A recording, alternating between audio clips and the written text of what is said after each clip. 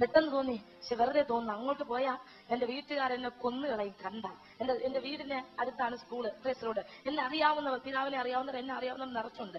അവരാരെങ്കിലും അറിവ് കൊടുത്താൽ പിതാവ് അപ്പൊ തന്നെ എന്നെ കൊണ്ടുപോകും. അതും പോരാഞ്ഞ് കോടതിയിൽ വന്നിട്ടുള്ള ചില പ്രിയപ്പെട്ടവർ പറഞ്ഞിട്ടുണ്ട്, എന്നെ രഹസ്യമായിട്ട് വിളിച്ചിട്ട് പറഞ്ഞിട്ടുണ്ട്, നീ ഒറ്റയ്ക്ക് ഇറങ്ങി നടക്കല്ലേ, നിന്റെ പിതാവ് നിന്നെ രഹസ്യമായി കൊണ്ടുപോയി ഒളിപ്പിച്ചു വെച്ചിട്ട് ആ കുറ്റം കൂടെ ഈ ദൈവദാസന്റെ കുടുംബത്തിന്റെ മേൽ കെട്ടിവെക്കാനുള്ള പുറപ്പാടാണെന്ന്. ഹല്ലേലൂയ.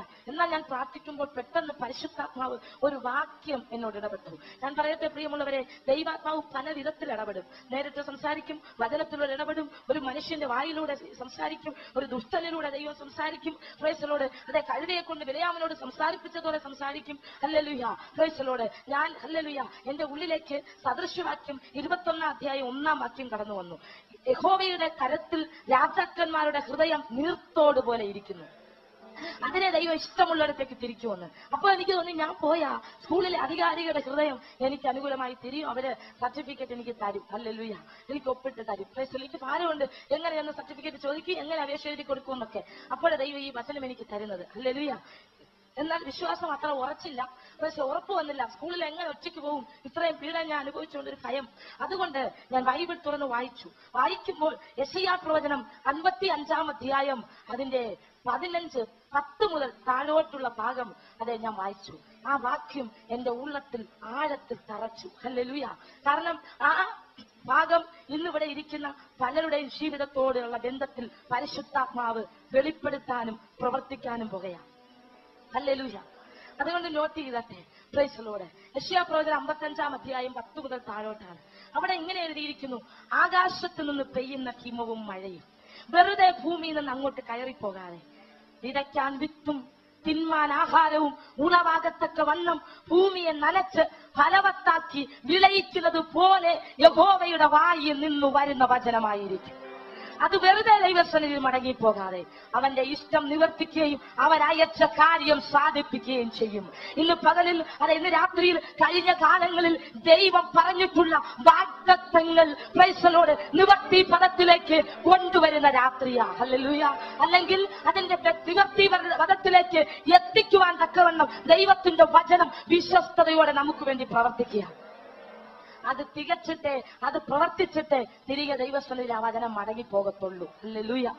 അപ്പോൾ എനിക്ക് ഉറപ്പായി ദൈവം എന്നോട് പറഞ്ഞ വചനം ഈ രാത്രി മുതൽ പ്രവർത്തിച്ചു തുടങ്ങിയത്. ഞാൻ രാവിലെ എഴുന്നേറ്റിട്ട് ആരുടെയും ഉറപ്പിലല്ല, ദൈവത്തിന്റെ വചനത്തിലുള്ള ഉറപ്പിൽ ഈ ദേവദാസിയോട് പറഞ്ഞു, എനിക്കൊരു വാഹനം ഏർപ്പെടുത്തി തരണം. പ്രൈസ്. ഞാൻ സ്കൂളിൽ പോകുക.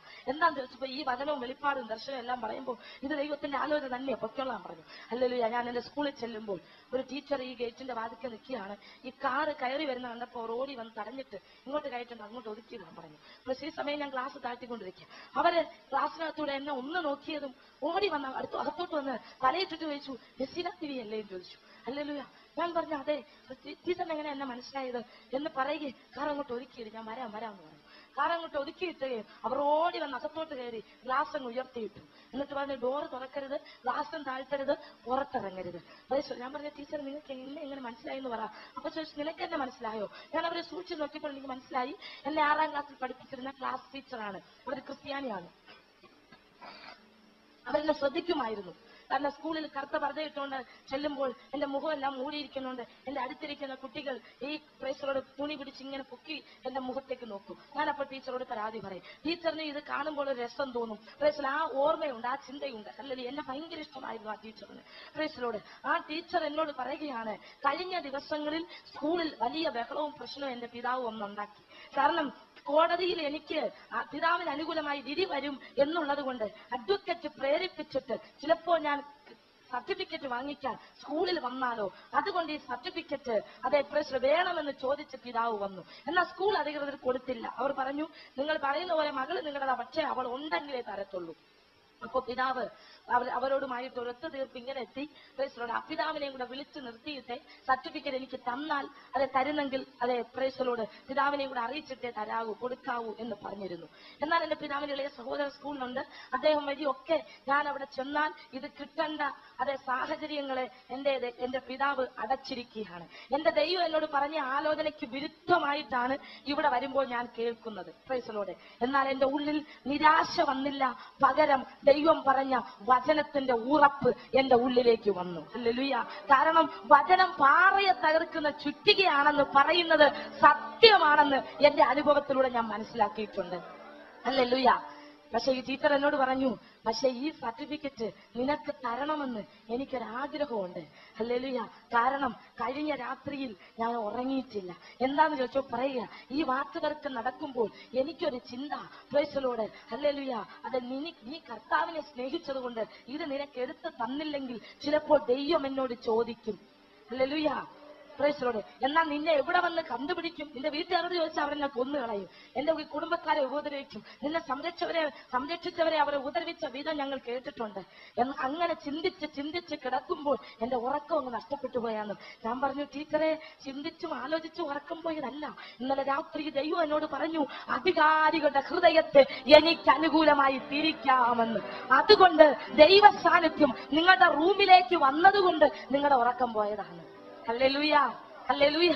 ഞാൻ പറയട്ടെ, ദൈവം പറഞ്ഞു, തന്റെ വായിൽ നിന്ന് പുറപ്പെടുന്ന വചനം അതിന്റെ പ്രവൃത്തി തികയ്ക്കാതെ ദൈവസന്നിധി ചെല്ലത്തില്ലെന്ന്. ഇന്ന് രാത്രി ഇവിടെ ഇരിക്കുന്ന പ്രിയപ്പെട്ടവരോട് ദൈവം പറഞ്ഞ വചനത്തിന്റെ തികവ് വരാൻ പോകുകയാ, അത് അതിന്റെ നിവർത്തീകരണത്തിലേക്ക് വരാൻ പോകുകയാന്ന് പരിശുദ്ധാത്മാവ് തന്നെ വിളിച്ചു പറയുക. ഹല്ലേലൂയ. ഈ ടീച്ചർ ഒരു വെള്ള പേപ്പറിൽ എന്റെ സിഗ്നേച്ചർ മേടിച്ചു. എന്റെ അപേക്ഷ അവർ തന്നെ എഴുതി. അവർക്ക് പ്രൈസിൽ ഈ സർട്ടിഫിക്കറ്റിന്റെ കാര്യാദികളെല്ലാം ചെയ്യാനുള്ള പ്രൈസിൽ അധികാരമുണ്ട്. അതുകൊണ്ട് അവർ തന്നെ ഓഫീസ് റൂമിൽ പോയി TC ആണ് എഴുതുന്നത്. എന്റെ പേരിൽ മുദ്രപത്രം മേടിച്ചു. ഈ മുദ്രപത്രത്തിൽ ഹല്ലേലൂയ എന്റെ പേരും അഡ്രസ്സും പിതാവിന്റെ പേരെല്ലാം എഴുതി, ഡീറ്റെയിൽസ് എല്ലാം എഴുതി, 7ാം ക്ലാസ്സിലേക്കുള്ള TC എഴുതി തയ്യാറാക്കി.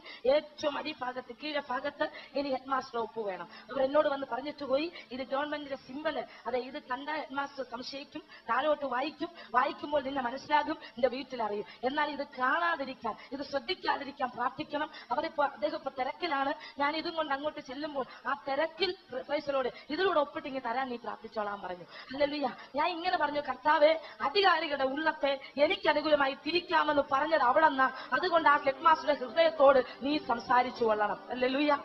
അവർ പ്രൈസിലോട് അതെ ഹെഡ് മാസ്റ്ററുടെ മുമ്പിൽ കൊണ്ട് ഈ മുദ്രപത്രം നീട്ടിക്കൊടുക്കുമ്പോൾ അദ്ദേഹം സ്കൂൾ പേപ്പേഴ്സുകൾ പരിശോധിച്ച് ഒപ്പുവെക്കുകയാണ്. വെറുതെ ചുമ്മാ ഒപ്പുവെച്ച് വിടുകയല്ല.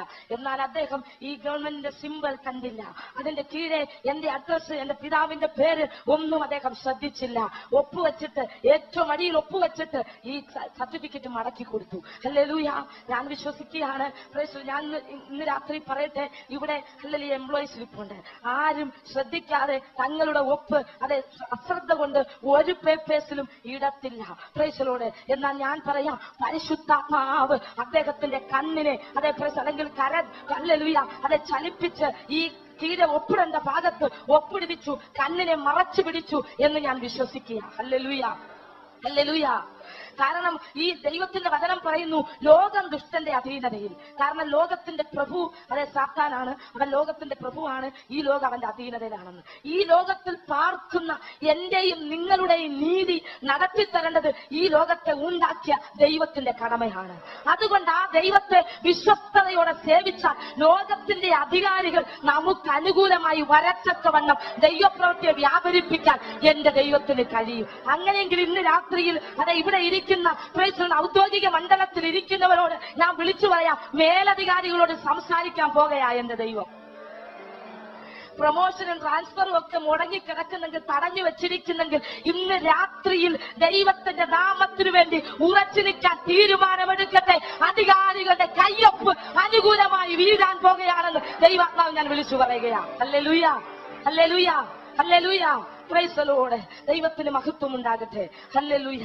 അങ്ങനെ സർട്ടിഫിക്കറ്റുമായി ഞാൻ അഡ്വക്കേറ്റിന്റെ അടുത്ത് വരുമ്പോൾ അദ്ദേഹം എന്നോട് പറഞ്ഞു, നീ പറഞ്ഞ യേശു അതെ അത്ഭുതങ്ങൾ ചെയ്യുന്നവനാണെന്ന് ഇത് മുഖാന്തരം എനിക്ക് മനസ്സിലായി. നാളെ നീ വരുമ്പോൾ ഈ കോടതിയിൽ അതെ ആദ്യം മുതൽ വാദമുണ്ടാകും. അതിന്റെ തെളിവായതെന്ന് പറഞ്ഞു. ഞാൻ രാവിലെ കോടതിയിലേക്ക് പോകാൻ ഒരുങ്ങുമ്പോൾ എന്റെ ഉള്ളിൽ ചെറിയൊരു ഭാരം. കാരണം ടീച്ചറിനെ കുറിച്ച് വെളിപ്പെടുത്തിയാൽ എന്റെ വീട്ടുകാർ ടീച്ചറിനെ കൊന്നുകളയും, അല്ലെങ്കിൽ അവരെ ഉപദ്രവിക്കും. ഞാൻ ഇങ്ങനെ പറഞ്ഞു, ദൈവമേ, അതെ പിതാവിന്റെ ഭാഗത്ത് വാദിക്കുന്ന അഡ്വക്കേറ്റ് തിരിച്ചും മറിച്ചും ചോദിച്ചു പോയാൽ ഞാൻ അറിയാതെ പറഞ്ഞു പോകും ടീച്ചറിന്റെ പേര്, സർട്ടിഫിക്കറ്റ് എങ്ങനെ കിട്ടിയെന്ന്. എന്നാൽ പറയേണ്ടതിനൊരു ജ്ഞാനം നീ എനിക്ക് തരണമേ എന്ന് പറയുമ്പോൾ ബൈബിൾ ഞാൻ തുറന്ന് വായിച്ചുകൊണ്ടിരിക്കുക. ലൂക്കോസിന്റെ സുവിശേഷം 12-ാം അധ്യായം അതെ 11-ഉം 12-ഉം വാക്യം. ഹല്ലേലൂയ. പള്ളികളുടെയും മേൽക്കോയ്മകളുടെയും അധികാരികളുടെയും മുൻപിൽ കൊണ്ടുപോയി നിർത്തുമ്പോൾ എന്തോ എങ്ങനെയോ എന്ത് പ്രതിപാദിക്കേണ്ടു എന്ന് പതറിപ്പോകണ്ട. പറയേണ്ടത് പരിശുദ്ധാത്മാവ് ആ നാഴികയിൽ നിങ്ങളെ പഠിപ്പിക്കും.